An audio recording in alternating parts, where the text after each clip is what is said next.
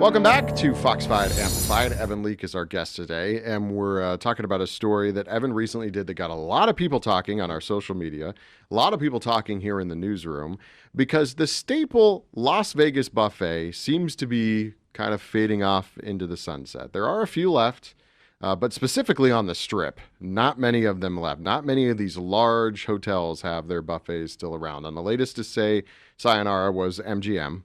And that's closing within the next few weeks whenever this gets online.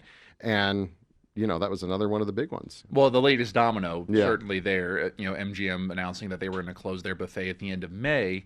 And it re-brought up this conversation. I think this conversation has happened in passing, I think, a little bit in the newsroom, especially for people that have been in this market and city for a long time or who grew up here. You know, me being a little bit younger, maybe I don't have a full context with it, but talking to some other people, it's like, oh, the buffet used to be. And if you visited, I grew up visiting Vegas from Los Angeles, and you would go to the buffet. You feed the whole family, for cheap money. Yeah, so it's been interesting to kind of dive into exactly why it's happened. And we were able to get a hold of someone that, a longtime journalist that used to actually work for the Review Journal, works for casino.org now, and he has covered the ebbs and flows on the Strip for decades now, and he put out an article that kind of gave some context to the buffets going away, and we ended up setting up an interview and chatting with him. And look, to give the short answer to it, I think we understand a lot. Always money. It comes down to money. It was financially driven. Yeah. But seeing how we got here, it was kind of interesting. So, and you go back to the 70s, 80s, 75% roughly of general revenue for these casinos and resorts came from gaming, came from gambling, as you would expect. And then the other 25% came from everything else. But in the 2000s, that ratio just kind of flipped on its head. So 75% started to come from other entertainment, other options in general, and gaming kind of took a back seat. And that kind of led to the buffets going away. Because back in the 70s and 80s, when gambling was such the big driver, their whole purpose is try to keep you there. Yeah, get you in for the best buffet for the cheapest price or whatever. So you don't go go somewhere else for dinner and gamble there. Yeah. Come here, eat cheap, and stay here and gamble your money. I mean, that's really what the catalyst of it was. But then you fast forward to the 2000s, you see this revenue shift. Like, well, we can't keep giving away food for free. And I think that's where you started to kind of see the shift of it. I mean, even the buffets that still exist, a good portion of them, they're not exactly cheap either. No. So you've seen the prices go up. I think from what the reporting was, there's 7, I think, still on the Strip. On the Strip. Okay. On the Strip, that is. Now, well, once MGM's closes.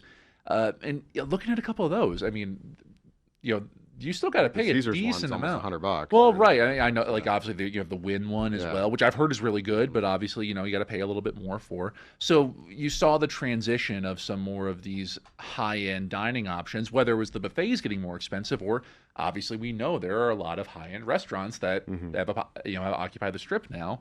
And you saw that transition happening throughout the 2000s. We started to see some of them close. And then, like with so many things, COVID kind of expedited that process. So you saw a lot of things close that did not reopen. And that's kind of gotten to where we are now. And we obviously talked to a bunch of tourists about it too. And their perspective, understandably, is like, well, it's a bit of a bummer. We kind of missed those options. Well, I mean, COVID was twofold, right? You had everything closed down because you couldn't have people around. Right. And then maybe the thought of a buffet where a lot of people are touching the same things, maybe breathing on the same things, you're kind of, maybe I don't want. No, totally makes backed sense. away from that a little bit, but maybe there are people that were probably they didn't want to go to those. So I guess it makes sense. And then these buffets are operating in very expensive real estate, in these casinos where they could put maybe a restaurant that makes more money, or I think you mentioned in your story a food hall. The food halls have become a very big thing for sure, because it gives these casinos and resorts that flexibility when you're renting out to third-party restaurants. They can kind of set that, because that segues me here. The other big thing that happened about 10, 15 years ago, a lot of the casino properties sold their land. So now they are renting that property technically, which ultimately helped offset some debt from the Great Recession. But the drawback is they're renting now. Yeah. And that rent for a lot of them is upwards of $100 million a year, which that number gives me nightmares. So it's understandable on their end as well here, right? Of where they have to do things that are financially prudent for them so they can make rent. I think most people would say and would agree that the Strip Vegas is expensive. Yes, right? absolutely. But you also do you brought it up earlier, the shift in gaming. I think as people are younger, and this is no big news to anybody that's listening. I'm sure if they live in Las Vegas or anywhere, younger people, they don't gamble as much as the generation before us. They don't drink as much as the generation, I shouldn't say us, before them, because I'm probably part of the older one. But I still do both.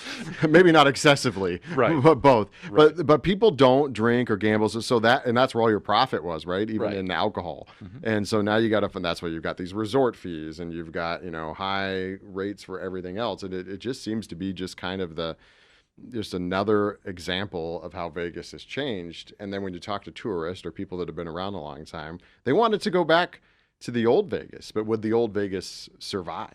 I Right. don't know. Well, Not when you have $100 million rent. Well, no, and that's the weird tug of war, right? Of where you have these casino properties and these resorts, they're trying to keep their doors open, Yeah. which I understand.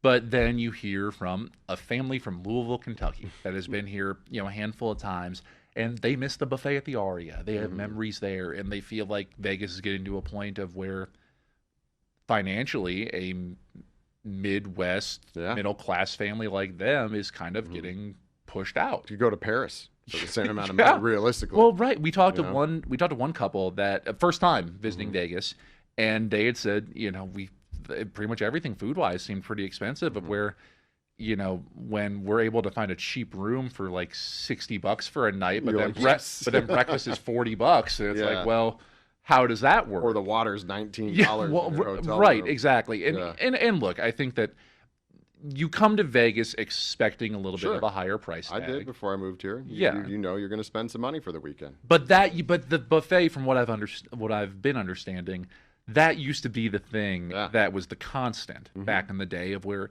okay, everything else here a little bit more high end, but this is something that's a reliable place that we can go eat and it's not going to break our bank. And the interesting follow up to this, if we can get into it, which I didn't expect this follow up, it impacted some local agriculture. Yeah, I was just going to make the too. turn into that. I was like, look, and we got a couple more minutes. I was like, so this story kind of had, obviously we talked about what the people think and what historically about buffets, but then you found out that this has sort of changed agriculture in the area too. Yeah, not a pivot. And it wasn't the way I thought. I thought you were going to tell me, oh, well, because you were talking about pig farms. I see the story slug, as we call it, it's a story title in our rundown, and I thought, oh, they're going to tell me that not as many pigs are going to the slaughter because they're not eating as much ham at the buffets, but Right. it's really the opposite way. No, it's not being able to feed these pigs enough. So there's this place called Las Vegas Livestock, which I would not have thought there was a pig farm smack dab in the middle of Las Vegas, but there is.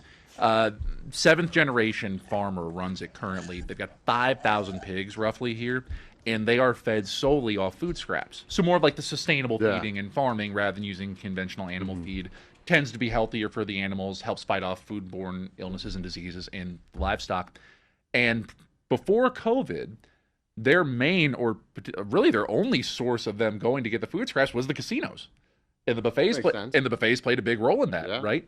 And so that was their mainstream through. But then again, we bring up the pandemic. That made them have to change because everything was closed, restaurant wise. So what do you do? No scraps. So they ended up having to pivot to, going to like grocery stores or different like food warehouses, try and get different stuff, which helped them out. Well, because it opened up new streams for them. So in the long run, I think it helped them because it also made them have to upgrade their equipment and their process. Because when you're going to grocery stores and these warehouses where things might be a little more finely packaged, you need equipment that can sort through that is more time consuming than doing it by hand. So they had to upgrade their equipment and how they did everything because all of it wasn't just the scraps you were getting here. So they had to kind of change their process of it. It's ultimately led them to getting more total scraps in. I think they said pre-COVID they were processing like 30 tons of food scrap a day, which that's not nothing, right? That's a good amount. I think she said now it's around like 55 tons of food a day. Wow. That they'll dump, clean, pasteurize, and get transformed to feed all of these pigs because they're feeder pigs. So they're kind of ones that are meant to finish off barns in terms of like barn capacity. So they get them to about 60 pounds, I think, is what they try to get them to, and then they'll sell them off to other barns. Okay. So really, it's just the fact that there's less food scraps coming in. It's less food for the pigs, which affects inventory, which affects their ability to sell these out to other farms because these pigs come in from across the country. So they had to kind of pivot to make sure their business model could stay alive, and it has a very, ironic connection to the buffets. How did you get the connection? How did you figure? One of our folks in the newsroom brought up to me. I don't know if it was the farm reached out or I forget how the connection happened, but they threw the idea my way because I had just done the initial buffet story. And I was like, that's interesting because why would you think about that? Yeah. Of where just you would, the financial aspects of everything that we've talked about, it makes sense to a degree. But to think like, oh, local agriculture could be affected by the fact that there are less buffets, it's like, what are you talking about? So it was an interesting follow-up that I wouldn't have expected of where this business model, because they're really the main ones that do this sustainable farming and feeding in Clark County, they had to change and evolve how they do things and keep themselves relevant out of COVID. So in a weird way, COVID almost kind of helped them. Yeah. It's weird saying that, but it kind of helped progress them a little bit, which was interesting. And I never would have thought that less buffets would lead me to a pig farm, but that's kind of how news rolls sometimes. That's how it works. All right. Well, both of those, all the stories related to this are online, fox5vegas.com and Fox 5 Vegas Plus. You can go on there and see these folks talk about how we got to where we are today, and long live the Vegas buffet, because there's only a few of them left. Hold on to them while we can. Yeah, at least on the Strip, that's for sure. But and I'm sure people that are local will point out there are other ones for sure. Off the Strip, downtown, Fremont. Send us a list, please. We'll go to them. There are good ones around town. All right, Evan, thanks for being here. We'll see you next time.